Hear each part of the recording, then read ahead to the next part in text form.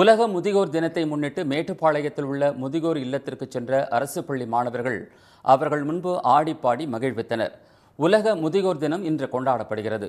இதனை முன்னிட்டு மேட்டுப்பாளையம் அரசு ஆரம்ப பள்ளி மாணவர்கள் தங்கள் பெற்றோருடன் அங்குள்ள முதியோர் இல்லத்திற்கு நேற்று சென்றனர்.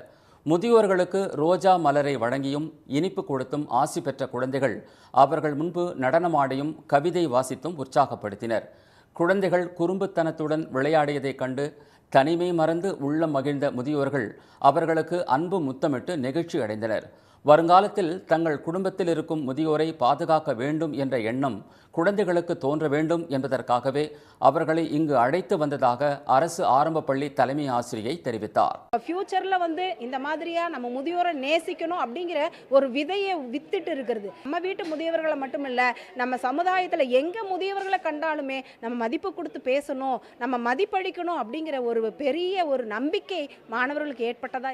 பல்வேறு காரணங்களால் குடும்ப உறவுகளில் இருந்து விலகி இருக்கும் முதியோர்களுக்கு அவர்கள் பேரன் பேத்திகள் வயதில் இருக்கும் குழந்தைகள் நேரில் சென்று மகிழ்வித்தது மறக்க முடியாத நினைவுகளாக அமைந்தது.